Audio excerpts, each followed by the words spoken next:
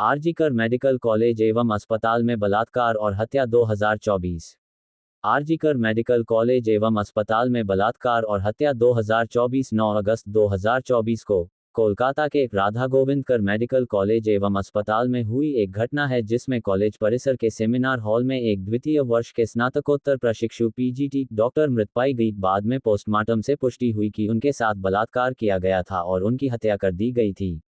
इस घटना से काफी आक्रोश फैल गया है और देशव्यापी विरोध प्रदर्शन हुए हैं, जिसमें गहन जांच की मांग की गई है और साथ ही भारत में डॉक्टरों की सुरक्षा पर भी सवाल उठाए गए हैं। तिथि: अगस्त 9 2024। स्थान: आरजीकर मेडिकल कॉलेज और अस्पताल, बेलगाछिया, कोलकाता, पश्चिम बंगाल, भारत। कारण: हत्या, बलात्कार और शोषण।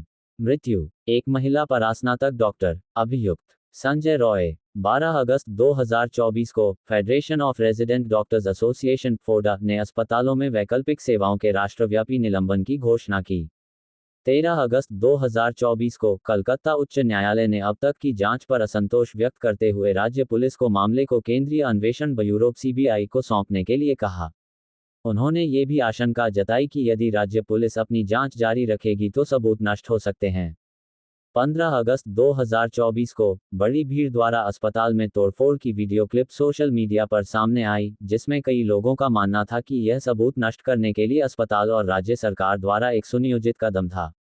विरोध प्रदर्शन और हड़तालें संपादित करें। इस घटना को मीडिया द्वारा भारत में व्यापक रूप से कवर किया गया और जिससे पूरे देश में विशेष रूप से चिकित्सा समुदाय के भीतर और आक्रोश फैल गया, क्योंकि छात्र संघों और मृतक के सहकर्मियों ने न्याय और परिसर के भीतर बेहतर सुरक्षा उपायों की मांग की है।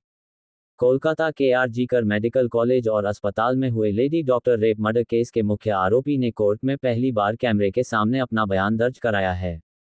इस दौरान उसने कहा कि वो पूरी तरह से निर्दोष है। उसने इस वारदात को अंजाम नहीं दिया है। उसे फंसाया गया है। मुख्य आरोपी संजय रॉय ने कोर्ट में कहा, मैंने बलात्कार और हत्या नहीं की है। मैं निर्दोष हूं। मुझे फंसाया गया है। सरकार ने मुझे फंसाया है। उन्होंने मुझे चुप रहने की धमकी दी है। मेरे विभाग कोलकाता पुलिस ने मुझे धमकाया है। 11 नवंबर से कोर्ट अब रोजाना इस मामले में सुनवाई करेगी। दरअसल, सीबीआई ने अपनी चार्जशीट में संजय रॉय को ही असली अपराधी बताया है।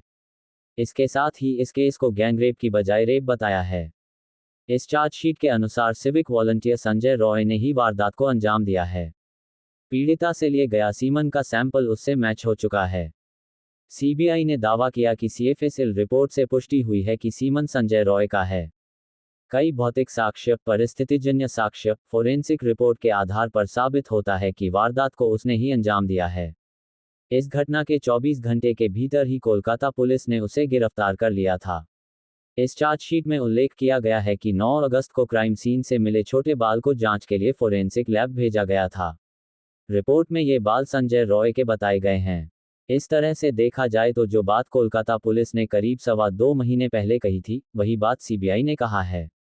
करीब 100 गवाहों, 12 पॉलीग्राफ टेस्ट, सीसीटीवी कैमरों, फॉरेंसिक रिपोर्ट, मोबाइल की कॉल डिटेल और लोकेशन, ईयरफोन और आरोपी के बयान के बाद चार्जशीट फाइल की गई है।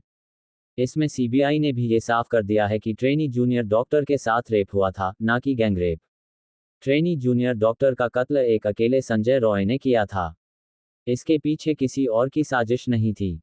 सीबीआई की चार्जशीट के मुताबिक इस केस को सुलझाने में 3 चीजें सबसे अहम साबित हुई हैं। इनमें पहली, अस्पताल के सेमिनार रूम के बाहर सीसीटीवी कैमरे से मिली तस्वीरें हैं। इन तस्वीरों में 9 अगस्त की सुबह 4 बजे संजय रॉय सेमिनार हॉल के अंदर जाता दिखाई देता है। आधे घंटे बाद वो बाहर निकल जाता है। इस दौरान सेमिनार हॉल में संजय के अलावा ना और कोई दूसरा गया, ना बाहर आया। दूसरी, सेमिनार हॉल से मिला संजय रॉय का मोबाइल का ईयरफोन, जो बाद में उसी के ब्लूटूथ से कनेक्ट हो गया था। तीसरी, सबसे अहम चीज फॉरेंसिक रिपोर्ट थी। ट्रेनी जूनियर डॉक्टर के नाखून में मिले खून से संजय का डीएनए मैच कर गया। इसके अलावा सीमन का डीएनए भी संजय से मैच कर गया था। प्राइवेट पार्ट से भी संजय का ही डीएनए सैंपल मिला था। चार्जशीट के मुताबिक वारदात वाली रात संजय रॉय ने काफी शराब पी रखी थी।